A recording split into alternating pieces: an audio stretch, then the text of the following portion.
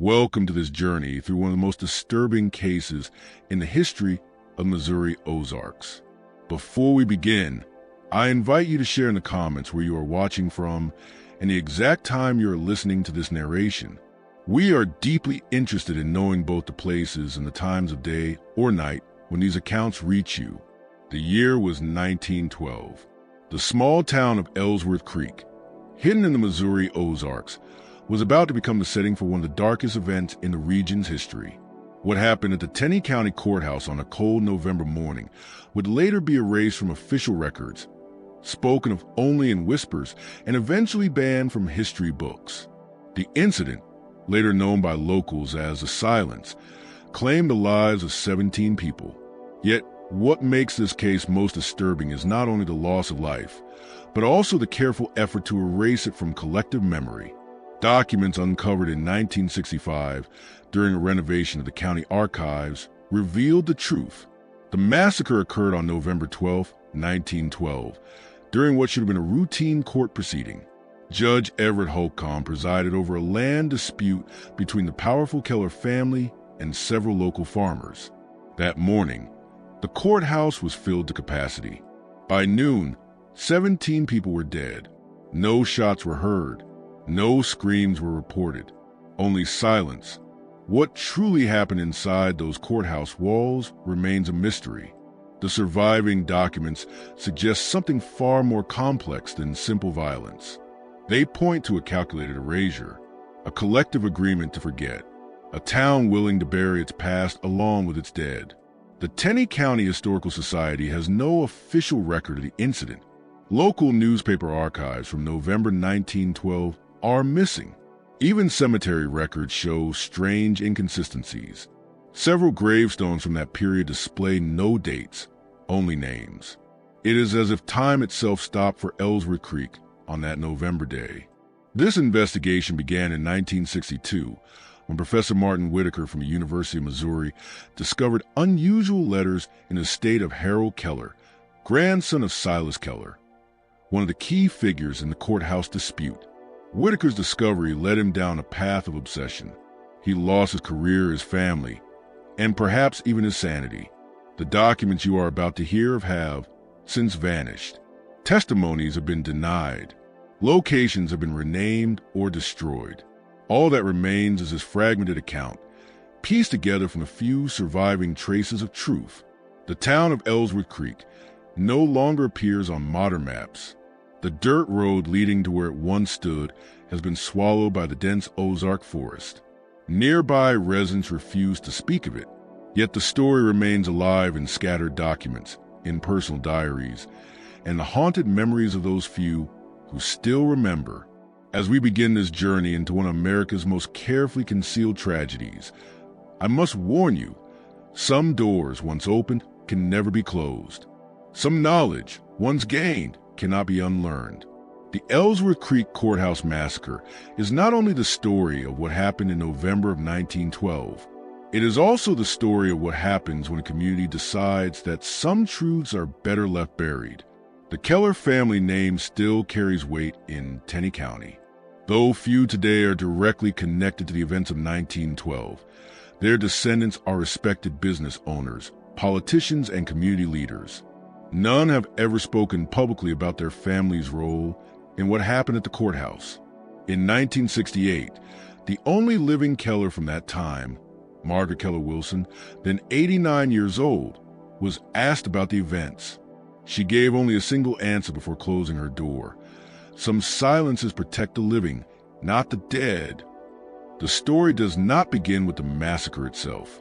It begins with a divided town, with a courthouse built on contested land, and with a judge carrying secrets of his own.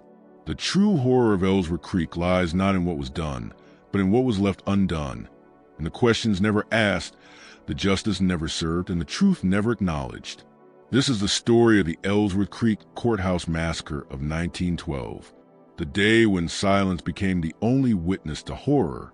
In the summer of 1912, Ellsworth Creek was home to about 2,300 people, nestled in a narrow valley between two ridges of the Ozark Mountains. It prospered briefly during a small mining boom in the 1880s, then settled into the quiet rhythm of an agricultural community. The town was centered around a modest main street. It held all the essentials: a general store owned by the Harmon family, a post office that also served as a telegraph office, Wills's Hardware and Farm Supply, the First Bank of Ellsworth Creek, controlled by the Kellers, and the Crown Hotel, where traveling salesmen and occasional tourists stayed. County records from 1902 show that the original courthouse had burned down in what was called an accident, though the cause was never fully explained. A new courthouse was completed in 1905. It stood at the north end of Main Street, an imposing two-story building of limestone with wide windows and a modest central dome.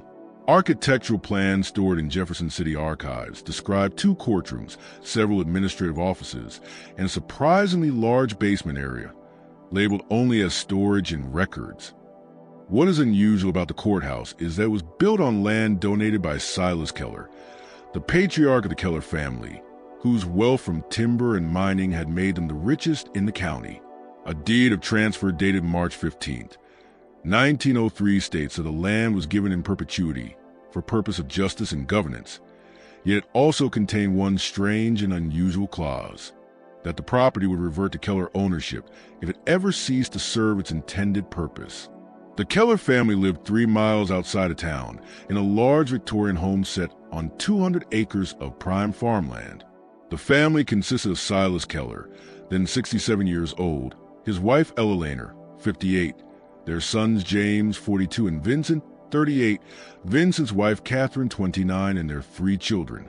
James had never married, which sparked quiet speculation in town, especially given his close friendship with Edward Merritt, the county clerk.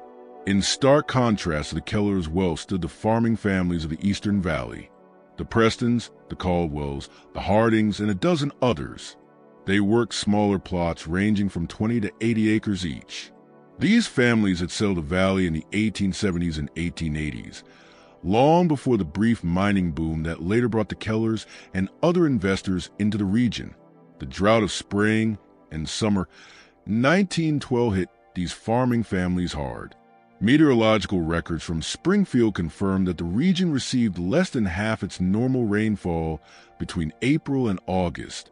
Crops failed, and the farmers grew increasingly desperate. It was against this desperate backdrop that the land dispute came before the court. At stake was the ownership of about 400 acres of fertile bottomland along Ellsworth Creek itself. The farmers claimed the land had been used in common for generations. The Kellers, however, produced a deed showing they had purchased it from the railroad in 1897. What made the case especially contentious was that the land contained several natural springs. During the drought, those springs had become essential water sources. Judge Everett Holcomb, who presided over the case, had been appointed to the bench in 1909, following the sudden death of his predecessor, Judge William Hammond. Records from the Missouri Bar Association describe Holcomb as competent, though unremarkable in legal ability. What those records do not mention, but what local church records suggest, is that Judge Holcomb's wife Mary was Catherine Keller's cousin. This created a clear conflict of interest, one that was never officially acknowledged. The town seemed to hold its breath as the court date approached. The weekly Ellsworth Creek Gazette, now defunct and with archives supposedly lost in a 1931 flood, noted only that tensions remained high and that Sheriff Allen had requested additional deputies to be present for the proceedings. What nobody knew, as they prepared for that Tuesday morning, was that beneath the surface of the seemingly simple land dispute lay secrets far darker, secrets tied to the old mining operations, to unexplained disappearances in the 1890s, and to a sealed section of the courthouse basement that officially did not exist. The morning of November 12, 1912, dawned cold and gray. Weather records report the temperature was 38 degrees Fahrenheit, with a light drizzle. The courthouse was set to open at 8 a.m., with proceedings scheduled for 9. By 7:30, according to a later statement by Ellsworth Creek's only taxi driver, Howard Price, people were already gathering outside the courthouse despite the chill. Price's statement, recorded in 1962 but later retracted, described dropping off Vincent Keller, and his wife Catherine at the courthouse steps at around 8:15. They didn't look worried, Price recalled. Vincent was talking about some building project. He seemed almost excited. His wife didn't say a word. She just stared straight ahead. That was the last time I ever saw either of them alive. The most complete account of who was present comes from the court docket for that day, preserved by court clerk Edward Merritt in his private papers and discovered among his belongings after his death in 1954. According to the docket, those present included Judge Everett Holcomb, court clerk Edward Merritt, Sheriff Thomas Allen, and two deputies, William Davis and Jack Morris. The plaintiffs were the Keller family, represented by attorney Hugh Blackwood of Springfield. The defendants, representing the farming families, were Thomas Preston, Joseph Caldwell, and Elijah Harding, with local attorney Daniel Foster. Court reporter Margaret Wilson, who would later marry into the Keller family, was also present, along with various spectators, including Vincent and Catherine Keller, James Keller, and about 30 members of the farming families and local townsfolk. The proceedings began promptly at 9 a.m. The docket shows that attorney Blackwood opened with a 20-minute statement outlining the Kellers' claim to the disputed land. Foster then presented the farmer's case, emphasizing traditional use and verbal agreements with earlier landowners. The final official entry in the docket reads, 10:17 a.m., court calls recess following disturbance in gallery. Sheriff Allen addressing situation. What the disturbance was remains unknown. No further entries appear in the record. What we do know is that at approximately 12:30 p.m., telegraph operator Samuel Wilson sent an urgent message to the county sheriff's office in nearby Forsyth. It read, "Assistance required immediately at Ellsworth Creek Courthouse. Situation unclear. No response from local law enforcement." By 2:15 p.m., deputies from Forsyth arrived at the courthouse. They found the doors locked from the inside. Their report, later removed from official records, states that they were met outside by a visibly shaken Edward Merritt, who told them, "It's been handled. There's no need for outside involvement." The Forsyth deputies returned without entering the courthouse. No official incident report was ever filed. No deaths were recorded in the county register that day, despite evidence suggesting a significant loss of life. The first hint that something catastrophic had occurred comes from the diary of Emily Harmon, wife of the general store owner. Her entry, dated November 13, 1912, reads only, "Store closed today. George says we're not to speak of it ever. God forgive us all." In the weeks that followed, the Ellsworth Creek Gazette made no mention of the court case, the disturbance, or any deaths. Regular columns and advertisements continued to run, yet several businesses, including Wills's Hardware, the Crown Hotel, and the Harmon General Store, were noted as temporarily closed without explanation. The December 3, 1912 edition of the Ellsworth Creek Gazette finally contained a small notice. It read, "The case of Keller versus Preston et al. Has been resolved privately to the satisfaction of all parties. The community thanks Judge Adams of Forsyth for temporarily overseeing county matters." Judge Holcomb was never mentioned again in any public record of Ellsworth Creek. Neither were Sheriff Allen or his deputies. Their disappearances went unremarked upon, as did those of several members of the farming families present that day. The first tangible evidence that something horrific had occurred came in the form of an expense report from the Ellsworth Creek Bank, addressed to Silas Keller and dated November 20, 1912. This report, discovered in 1963 inside a sealed vault in the abandoned bank building, listed payments to a St. Louis cleaning company, a carpentry firm for courthouse repairs, and substantial payments to 6 families, labeled only as settlement in full. By Christmas of 1912, according to all available records, life in Ellsworth Creek had returned to normal, or at least to a fragile semblance of normality that the remaining residents had collectively agreed to maintain. The courthouse reopened with a new judge, a new sheriff, and new court staff. The land dispute was never mentioned again. The disputed property remained uncultivated, slowly returning to wilderness. In the town cemetery, a new row of graves appeared.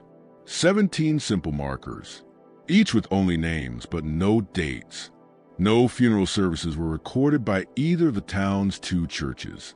The silence had begun, a silence that would last for decades, broken only when Professor Whitaker began asking questions that many believed should never have been asked.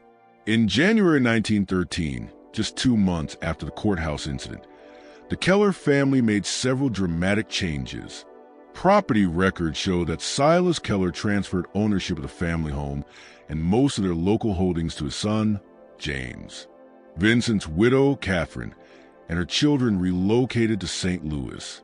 City directories from 1913 to 1926 list her under her maiden name. In February 1913, Silas and Ella Laner Keller traveled to Europe for what was described as an extended vacation.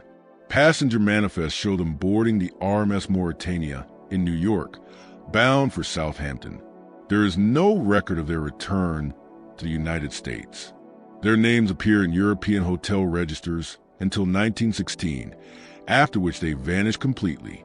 James Keller remained in Ellsworth Creek, taking control of the family businesses. Bank records show that under his management, the Keller interests shifted away from local investments toward ventures in St. Louis, Kansas City, and even Chicago. By 1920, the Kellers maintained only nominal ties to Ellsworth Creek, the town they had once dominated. The most revealing document from this period is a letter James Keller wrote to his sister-in-law Catherine, dated June 1915. The letter, discovered among Catherine's belongings after her death in 1958, reads, "The arrangement continues to hold. The new judge is amenable to our interests, and the sheriff understands his role perfectly. Edward sends his regards and assures me that the basement room remains secured. No one asks questions anymore. I sometimes walk through town and marvel at how completely they have trained themselves to forget.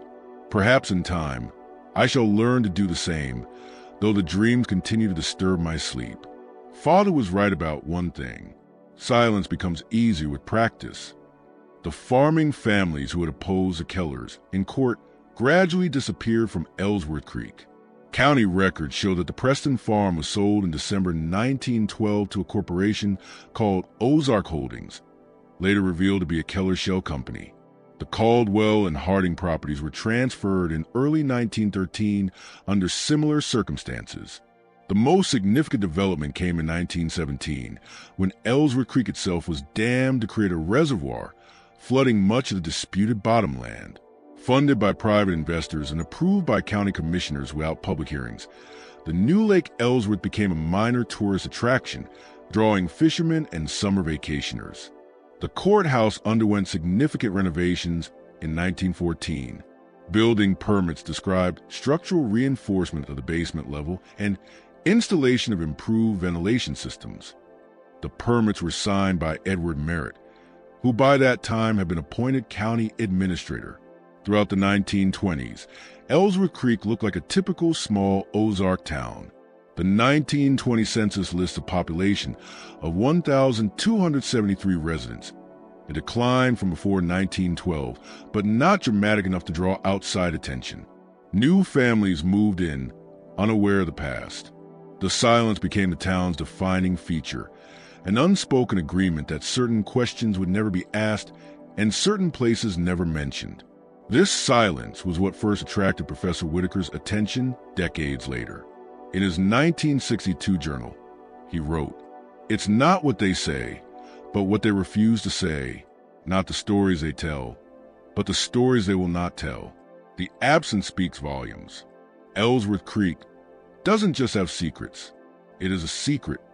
By the 1930s, the events of November 1912 might have remained buried forever, if not for an unexpected discovery made by 12-year-old Alice Thornton in the spring of 1934. Alice, whose family had moved to Ellsworth Creek in 1925, was playing along the shores of Lake Ellsworth when unusually low water levels exposed the foundation of an old structure. According to her account, later given Professor Whitaker in 1962, she found a metal box wedged between rocks where the water had receded. It was like a cash box, but larger. Inside was a leather-bound journal belonging to Sheriff Thomas Allen, the very sheriff whose disappearance after the courthouse incident had never been explained. The journal covered the period from January 1912 to November 10, 1912. It ended just 2 days before the massacre. One disturbing entry, dated October 15, 1912, read, "Merritt showed me what they found in the old mine shaft." The entry continued, "Today, Merritt showed me what they discovered in the old mine shaft. He said the judge already knows. I cannot see how we can allow the case to move forward now, but JK insists that delaying will only raise more questions. The farmers must never be given access to that land under any circumstances. What lies beneath must remain buried, for all our sakes." Another entry, dated September 3rd, hinted at the rising tensions. "Second threatening letter delivered to the Keller house today. This one mentioned bones that speak of betrayal. Vincent fears someone connected to the old mining operation has returned. Silas dismisses it as farmer intimidation, but I am not so certain. There is something in the way Preston watches the courthouse when he thinks no one is looking." Years later, Alice Thornton, frightened by what she found, showed the journal to her father. He immediately took it to James Keller.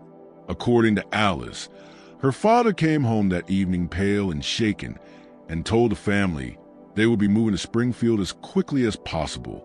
The Thorntons left Ellsworth Creek within the week, abandoning most of their possessions.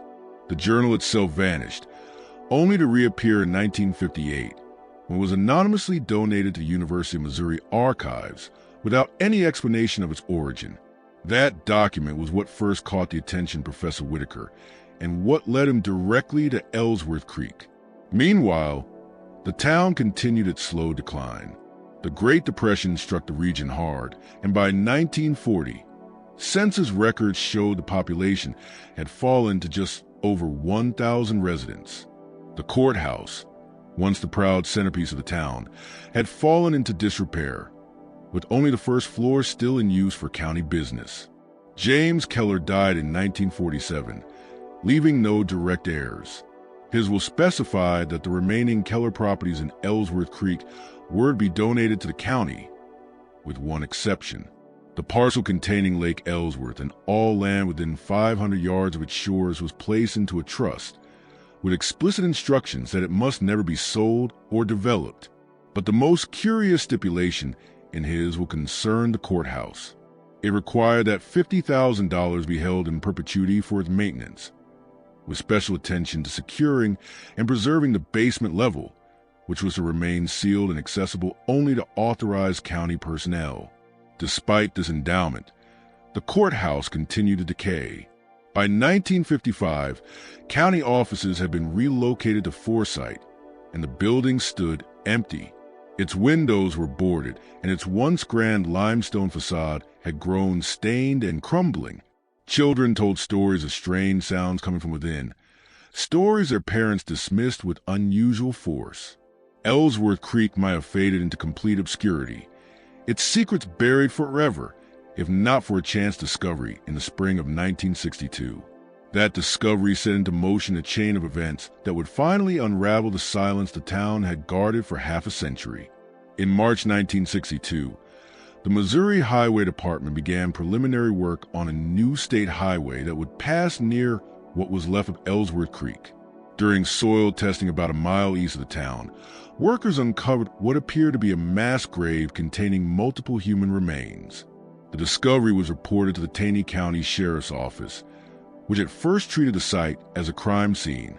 But according to records later obtained through a Freedom of Information request in 1967, the investigation was abruptly halted after only 2 days. State officials intervened, claiming the remains had historical significance and required specialized handling. The bones were removed by a team from the State Archaeological Office and transported to Jefferson City. No public report was ever issued about their analysis or what became of them, and when Professor Whitaker later tried to access those records, he was told that no such files existed. It was this discovery that brought Martin Whitaker, then an associate professor of history at the University of Missouri, to the region. He had been researching incidents of civil unrest in rural Missouri when he stumbled upon references to Ellsworth Creek in old newspaper archives. The gaps in the record intrigued him, and he decided to investigate further. Whitaker's journals, recovered after his disappearance in 1968, remain the most detailed account of what he uncovered in his 6-year investigation. His very first entry about Ellsworth Creek, dated April 10, 1962, reads, "Something extraordinary happened in this town 50 years ago, something the locals still refuse to discuss. I spoke with 7 residents today, all over 70 years old. Every one of them claims to know nothing unusual about 1912. Their denials are too perfect, too rehearsed. One woman, Martha Collins, stood up and walked out of the room when I mentioned the courthouse. Her daughter followed me outside and warned me, 'Stop asking questions for your own good.' This is no ordinary small-town reticence." Whitaker's breakthrough came when he discovered the personal papers of Edward Merritt, the court clerk who had survived the massacre. They were in the possession of a niece living in Kansas City. Among the papers was a coded journal covering the years from 1912 to 1954. Using his wartime experience with cryptography, Whitaker spent months deciphering Merritt's writings. What he uncovered confirmed his suspicions about the Courthouse Massacre, but also revealed a motive far more complex than a land dispute. According to Merritt's decrypted entries, the conflict between the Kellers and the farming families had its roots in discoveries made during the mining operations of the 1890s. The Keller Mining Company had uncovered something in one of the deeper shafts, something Merritt referred to only as the evidence, or sometimes as the remains. Whatever it was, this discovery threatened the Keller family's legitimacy in the region and potentially implicated them in serious crimes reaching back to the earliest days of settlement. Merritt's writing suggested that the disputed farmland contained access to the sealed mine shaft, where that evidence was hidden. The most chilling entry in Merritt's journal was dated November 13, 1912. It read, simply, "It is done. 17 souls silenced. The basement has been prepared according to Silas's specifications."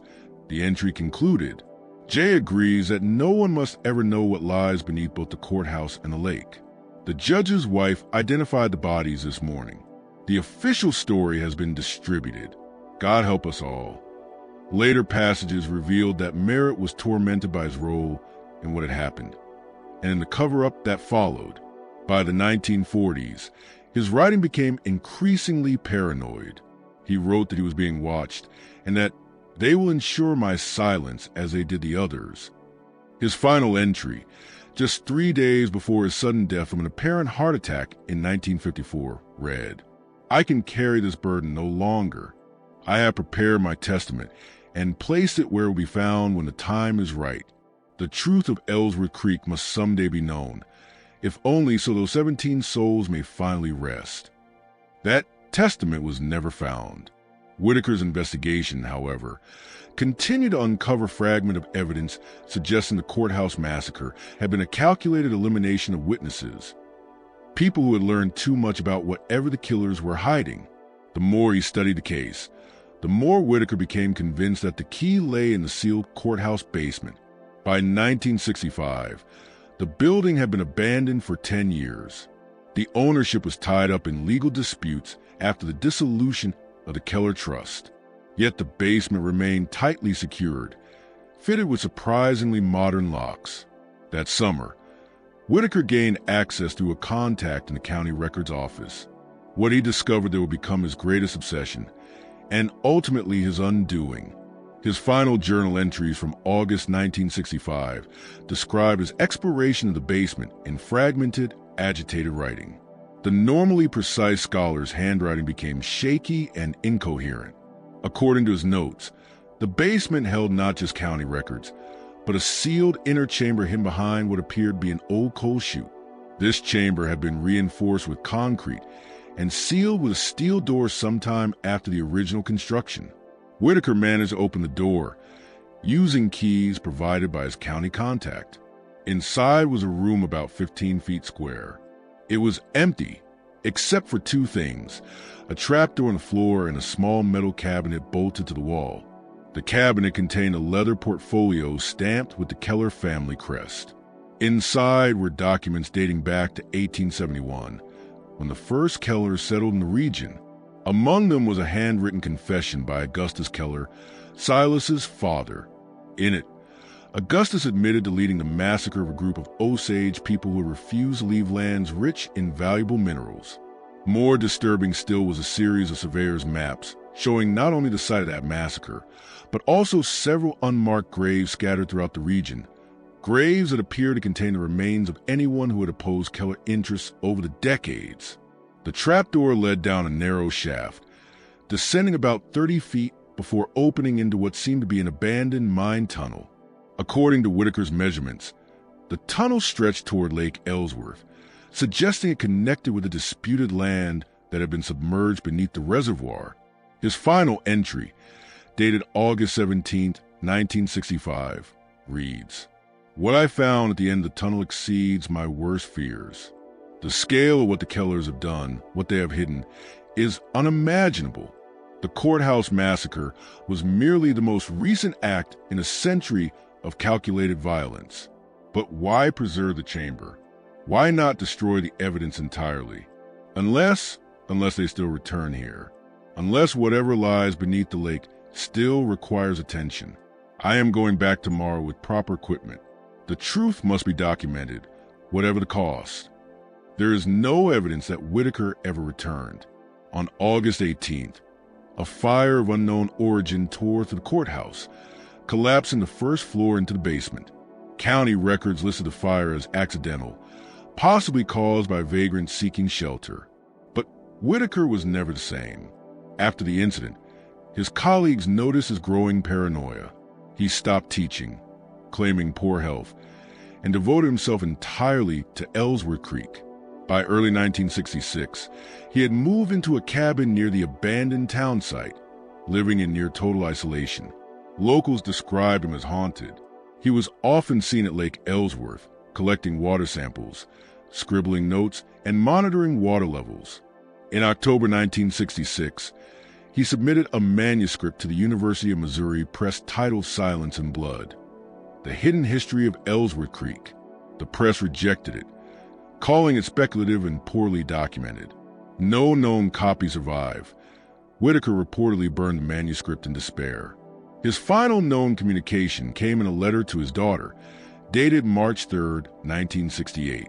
In it, he wrote, "I finally understand why the town has kept its silence all these years. It is not merely fear or shame. It is something deeper, something in the water, something in the ground itself. I have traced the connections, from the courthouse to the lake to the Keller estate. They are all connected, both underground and in spirit. What happened in 1912 was only one part of something that has been happening here since the first settlers arrived. I must finish this investigation, for all our sakes. If I do not contact you by the end of the month, send the package I left with you to the address enclosed. Tell no one else." The package was never sent. Alarmed, Whitaker's daughter traveled to the Ozarks. She found his cabin empty. His journals, his photographs, his research, everything was gone. The only item left behind was a single torn page from a journal bearing the words, "The water is rising. They're opening the tunnels again." On April 12, 1968, Martin Whitaker was officially declared missing.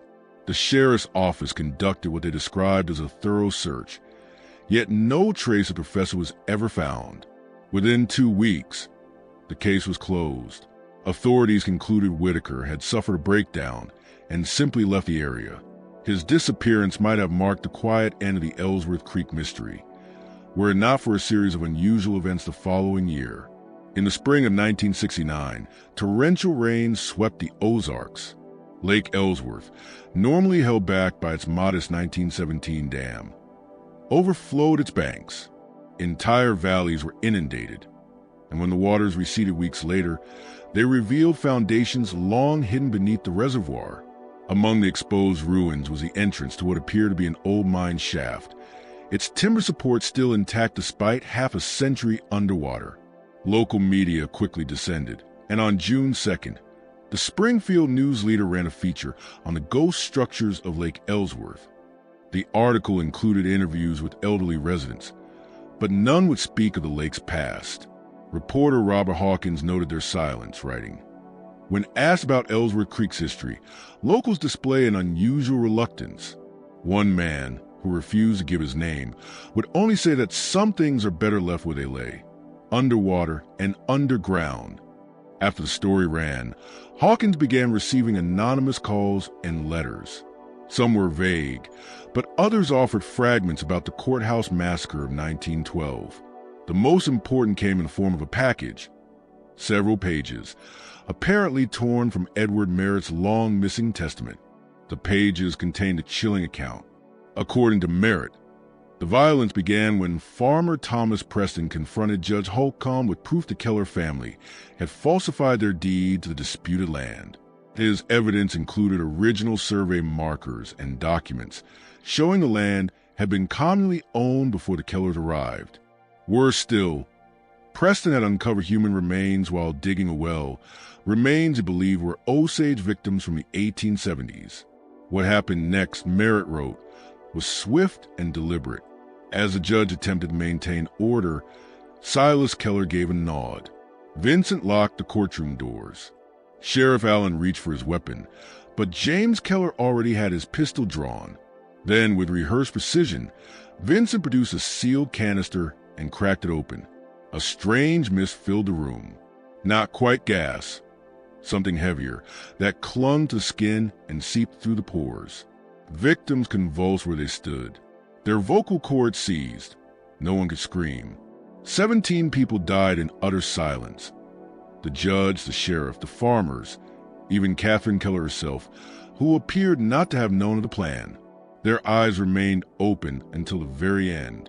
When it was finished, Silas calmly ordered the windows opened. The mist dissipated without a trace. Then he turned to Merritt. "Mr. Your continued employment and existence depend on your absolute discretion. I trust we understand each other."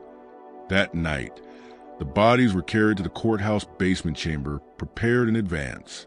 What became of them afterward was left unsaid, though Merritt hinted at a connection between the burials and construction of the dam that later created Lake Ellsworth. Hawkins's investigation was abruptly silenced. The newspaper received a cease and desist letter from a St. Louis law firm representing prominent landowners. Hawkins was reassigned to sports reporting. His notes and the pages from Merritt's testament were turned over to Missouri State Police. 6 months later, when he inquired about them, he was told the documents had been misplaced during a reorganization. By the end of 1969, rising waters had once again submerged the ruins beneath Lake Ellsworth. The window into Ellsworth Creek's hidden past had closed. "No trespassing" signs soon ringed the shoreline, justified as environmental protection. The town itself faded soon after. By 1970, census records listed only 86 residents, nearly all elderly. The last business closed in 1974. In 1980, Ellsworth Creek was officially unincorporated, its streets swallowed by forest. The courthouse ruins were demolished in 1972 under the banner of beautification. Lake Ellsworth itself was renamed Ozark Memorial Lake, erasing its origins. The Keller name persists only faintly, attached to distant businesses and foundations. The family wealth, carefully shielded by trusts and corporations, remains. But the truth of what happened in Ellsworth Creek, the truth behind the massacre, the tunnels, and the lake, remains hidden. The truth of what happened at the Ellsworth Creek Courthouse on November 12, 1912, may never be fully known. The 17 victims, their names, their faces, and their final moments have been systematically erased from history. Their suffering was silenced by a conspiracy that stretched across generations. Yet fragments of their story survive in scattered accounts, in the hesitant memories of the few who still remember, and in the persistent questions that continue to haunt the hidden corners of Ozark history. Perhaps the most disturbing aspect of the Ellsworth Creek Massacre is not the violence itself, but the community's complicity in its concealment. How does an entire town agree to forget? What price is paid for such silence? And what happens when the last person who remembers the truth is finally gone? In the dense forest that now cover the former site of Ellsworth Creek, hikers occasionally report strange phenomena. Periods of absolute silence when all natural sounds vanish. Birds stop calling, insects fall quiet, even the wind in the trees ceases to stir. These episodes reportedly last exactly 17 minutes before normal sounds return. Local guides dismiss the stories as imagination or coincidence, but some still refuse to lead tours near the old town site or along the lake's edge, especially in November, when the silence is said to be most profound. The last known survivor with direct knowledge of the Courthouse Massacre was Margaret Keller Wilson, who died in 1971 at the age of 92. She had been the court reporter present on that fateful day. Somehow, she was spared the fate of the other witnesses, perhaps because of her later marriage into the Keller family. In her final years, suffering from dementia, she was sometimes overheard murmuring about the silence in the courthouse and about the faces that could not scream. Her caregivers dismissed these words as confusion, the remnants of nightmares. After her death, a sealed envelope was discovered among her belongings. It was addressed simply, "To be open when the lake runs dry." According to her family, the envelope was burned unopened by her grandson, who explained his decision with a chilling statement: "Some doors should remain closed. Whether those doors will stay closed forever remains uncertain. The land remembers what people choose to forget. The water holds secrets that may still rise to the surface." And in the deep silence of the Ozark forest, 17 voices wait to be heard. For those who seek to uncover the full truth of the Ellsworth Creek Courthouse Massacre, a warning: silence can be more than the absence of sound. Sometimes it is the presence of something else entirely, something that has learned to move, to breathe, and to watch, from the spaces between words, from the shadows between thoughts. The town that chose to forget may be gone, but its silence remains. A silence that continues to spread, page by page, whisper by whisper, reaching even now towards you. The Ellsworth Creek tragedy extends far beyond what has been told so far. In the decades that followed, many attempts were made to piece together what really happened that November day. Each investigation seemed to peel back new layers of horror, revealing fresh dimensions of the silence that consumed the town and its people. One of the most disturbing accounts came from Harold Jenkins, a deputy in Tenney County between 1948 and 1962. In a recorded interview from 1967, which was never made public, Jenkins described an incident during the spring floods of 1952. He said, "We got a call about something that had washed up on the shore of Lake Ellsworth. This was during that big flood, when the water rose almost 15 feet above normal. Me and Sheriff Collins drove out there, expecting maybe a drowned deer or some old farming equipment. What we found instead..." Here, Jenkins paused for nearly 30 seconds before continuing. "What we found was a metal container. It looked like an old-time steamer trunk, but made of heavy-gauge steel. The flood had dislodged it from somewhere and carried it into a stand of sycamores near the old dam. When we managed to pry it open, inside we found it packed with personal effects: watches, wedding rings, eyeglasses, wallets, and other items people would have carried to the courthouse. Each item was carefully wrapped in oilcloth and marked with initials. 17 packages in all. The sheriff told me to reseal the trunk and help him load it into the cruiser. When I asked what we were going to do with it, he just said, 'Same thing they did in 12. Nothing.'"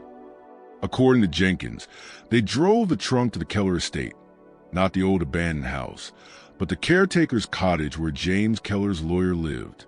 The lawyer was not surprised to see them.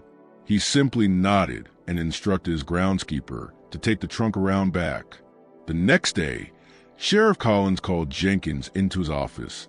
He warned him that if he ever spoke about what they had found, he would be fired immediately. He explained it as a county matter that predated them both.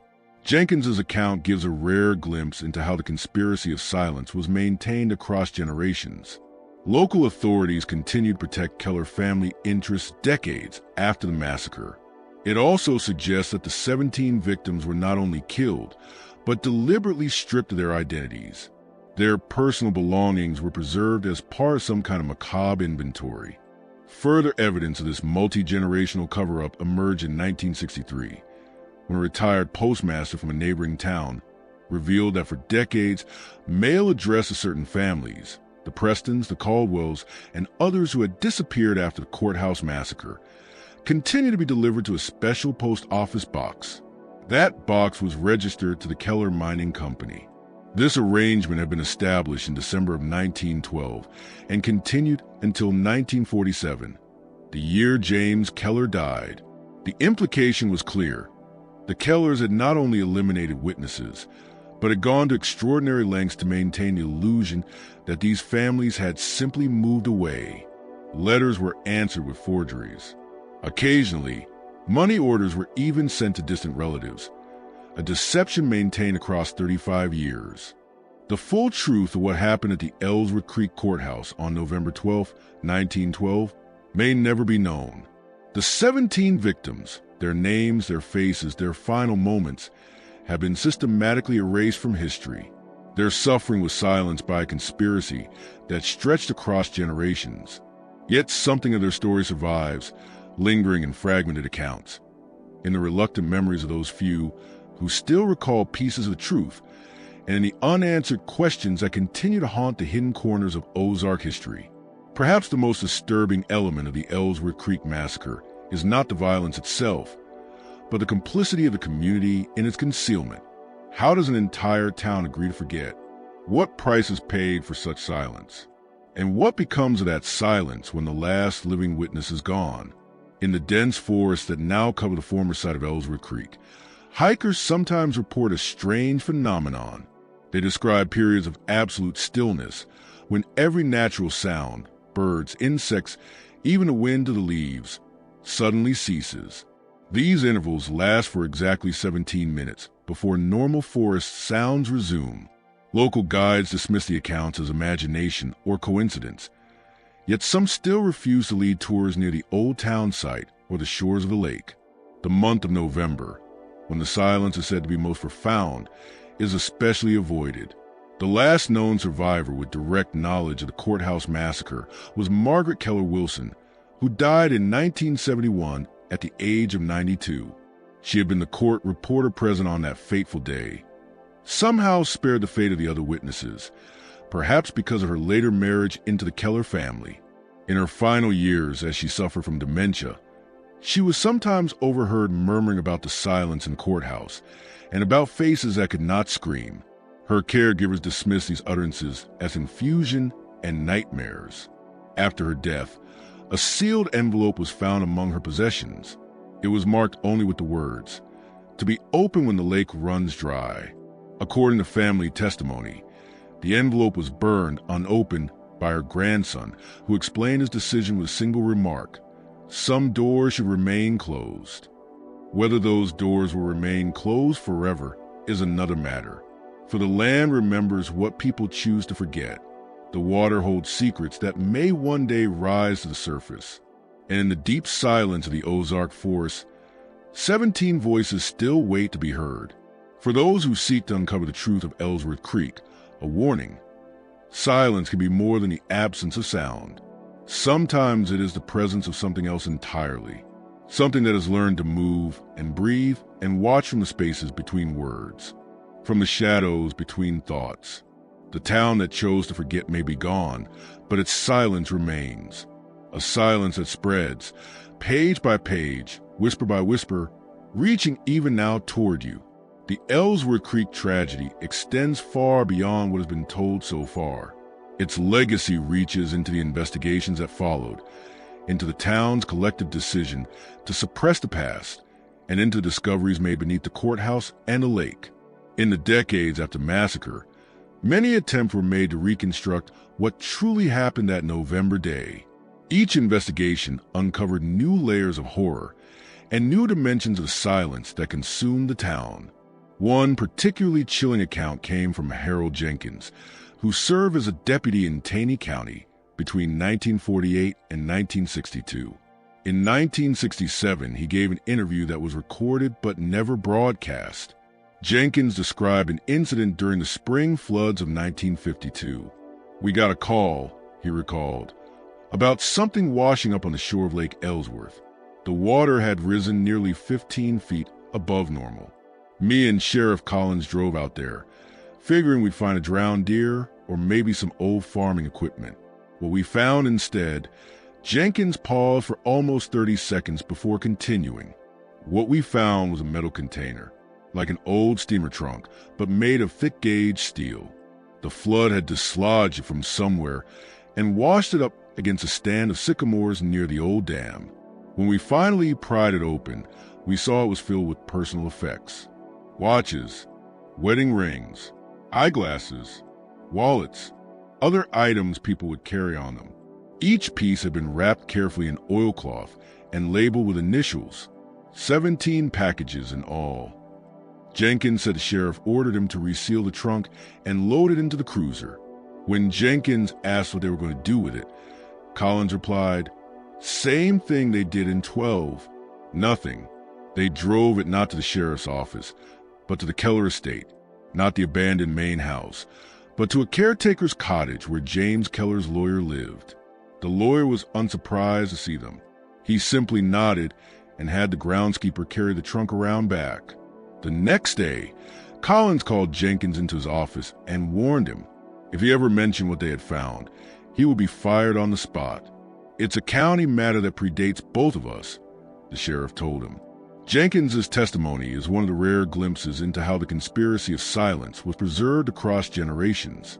Local authorities continue to shield the Keller family's interests decades after the massacre. His account also suggests that the 17 victims had not simply been killed, but deliberately stripped of their identities, their belongings preserved like a grim and macabre inventory. Further evidence of the multi-generational cover-up surfaced in 1963, when a retired postmaster from a neighboring town admitted that for decades, mail addressed to certain families, the Prestons, the Caldwells, and others who had vanished after the courthouse incident, continued to be delivered. The mail was sent to a post office box registered to the Keller Mining Company. The arrangement had been set up in December of 1912, just weeks after the massacre, and it lasted until 1947, when James Keller himself died. The implication was chilling. The Kellers had not only eliminated witnesses, they had gone to extraordinary lengths to create the illusion that these families still lived. Letters were answered with forged replies. Money orders occasionally sent to distant relatives. Change of address forms filed and updated every few years. An entire paper trail of false lives, manufactured to conceal 17 deaths. But perhaps the most disturbing part of the Ellsworth Creek case lies not in what was done to erase the past, but in what was hidden beneath the lake itself. This incident suggests that even 80 years after the Courthouse Massacre, some force or entity remained vigilant in protecting the secrets hidden beneath the lake. The question of who continues to guard this silence, long after the original Keller family disappeared, remains unanswered. The last documented investigation into the Ellsworth Creek case was conducted by Dr. Ella Lehner Tanner, a forensic anthropologist who became interested in the story while researching patterns of historical violence in rural communities. In 2002, Dr. Tanner attempted to locate the remains of the massacre victims using ground-penetrating radar in the areas surrounding the former town site.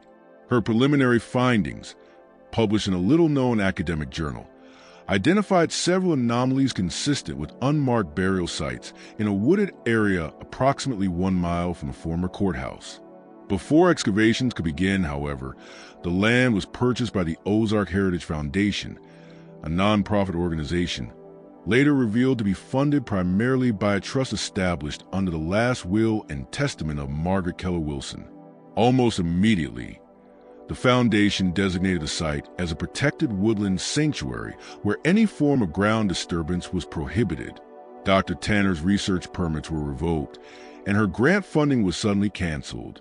When she attempted to press the issue through legal channels, she encountered what she later described as institutional resistance at every level.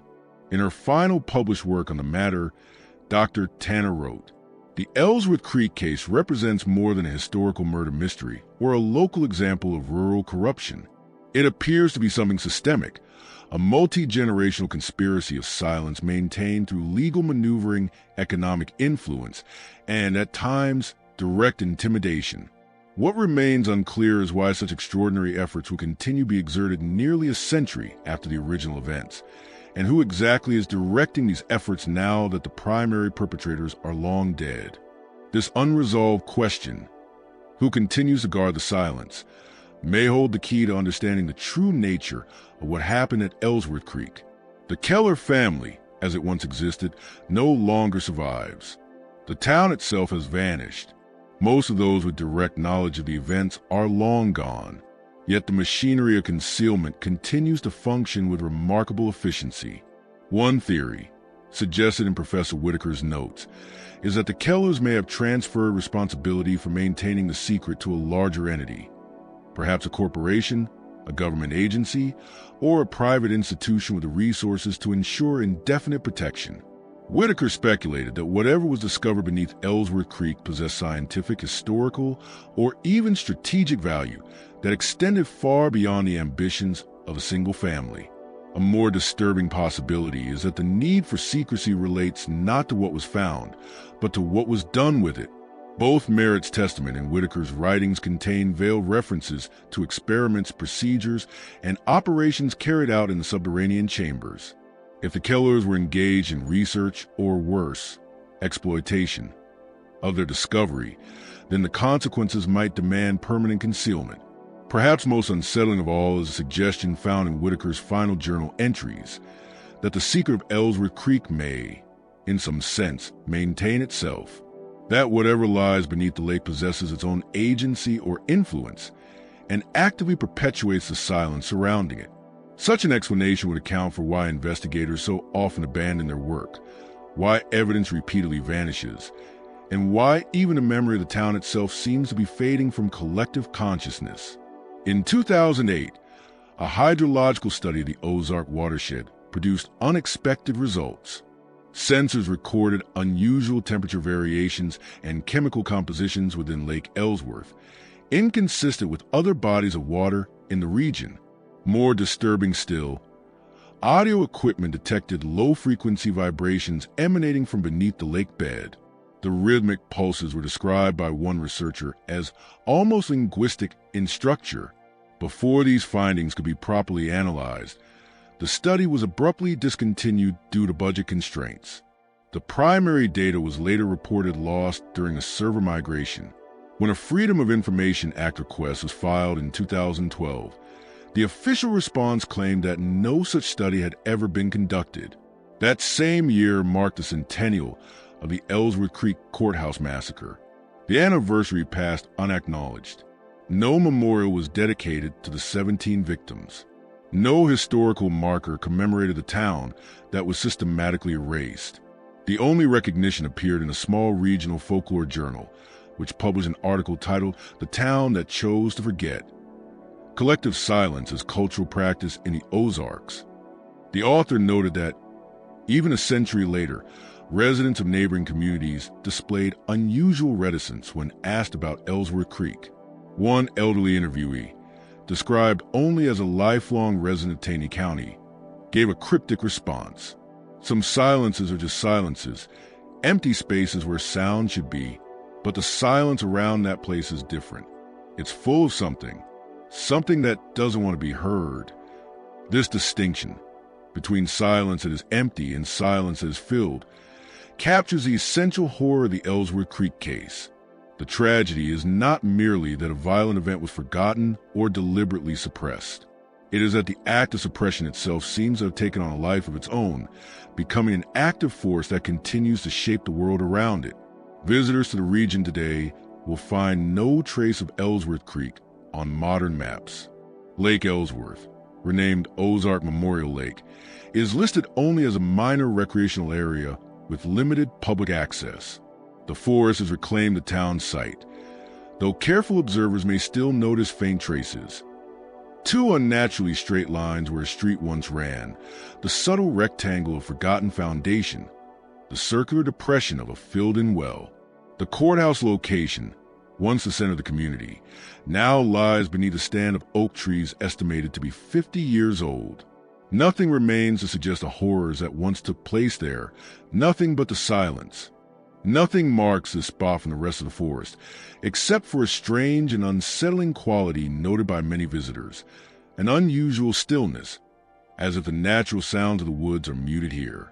In 2018, a hiker wandering off the marked trails reported finding a small clearing near this area. The ground seemed to have sunk, revealing what looked like a man-made stone structure beneath. When he returned the following day with a camera, the depression was gone, filled with fresh soil and pine needles. No storms have been recorded, and no maintenance crews were reported in the area. The last known living connection to the original events was Thomas Keller Wilson, great-grandson of Margaret Keller Wilson, and the trustee of the Keller Family Foundation that controlled parcels of land around the lake. Now in his 70s, Wilson consistently refused interviews about his family history.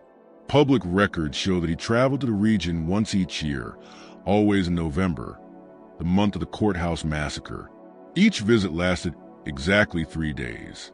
Local service providers noticed that he brought specialized equipment in sealed cases, the contents unknown. He always went to the lake at night, alone, and carried with him a small offering. One witness described it as like flowers, but not flowers exactly. Whatever ritual Wilson performed during these visits, it seemed to fulfill some lingering obligation to whatever lies beneath Ellsworth Creek. The silence endured, the secret remained, and the 17 victims of the massacre remained unmourned, except by those few who had managed to piece together fragments of the hidden history.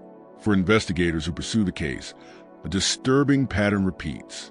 Curiosity deepens into obsession, followed by paranoia and then abandonment of the search, or, in some cases, disappearance of the researcher entirely. Those who go too far describe the sense of being watched, not only by human agents, but by something harder to define, a presence that seems to press against the mind itself. One researcher ended his work with this chilling statement: "It is not that I am being threatened, it is that I am being persuaded, influenced into believing that some questions should not be asked, some doors should remain closed." The most terrifying part is how reasonable that begins to feel. The silence starts to feel protective, rather than concealing. This psychological pull may be the most insidious part of the Ellsworth Creek mystery. The way the silence reproduces itself in those who confront it, creating a contagious belief that some truths must remain buried. Yet beneath layers of secrecy, resistance, and fear, the truth still waits. The last testimony came unexpectedly from a hospice nurse caring for Thomas Keller Wilson in 2022. According to her account, shared anonymously with a regional historical society, Wilson grew increasingly agitated as his health failed. He spoke of the obligation and the feeding. In his final lucid moment, he seized the nurse's hand and whispered, "It's hungry again, always hungry, but there's no one left to feed it now. Listen for the silence. When it stops, that's when you should be afraid. When the silence stops, it means it's found another way out." Wilson died before explaining these cryptic words.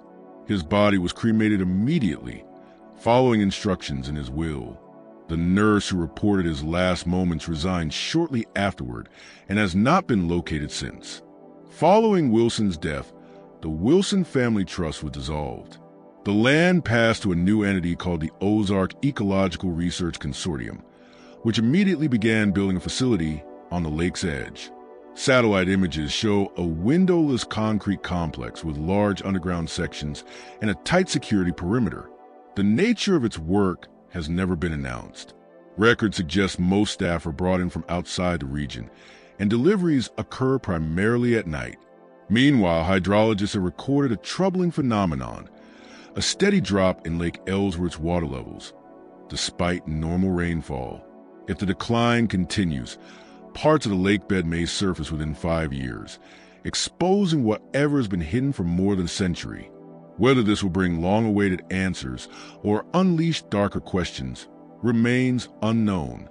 The silence of Ellsworth Creek has lasted for generations, enforced through both ordinary and extraordinary means. But no silence lasts forever. For those still searching for what happened in 1912, a warning. Some investigations change more than our understanding of history. Some secrets, once revealed, cannot be bared again. Some silences, once broken, unleash things that will never be silenced again. Ellsworth Creek may no longer exist on maps or in memory, but its presence lingers in sealed records, in unmarked graves, in the waters of a lake that should not exist, in the strange filled silence that surrounds it all. If you ever visit those woods, listen carefully. The silence speaks. 17 voices still call for justice. And something else waits beneath the water, growing hungry after a century of patient darkness. The truth of Ellsworth Creek is buried, but not gone, never gone, only waiting, in silence,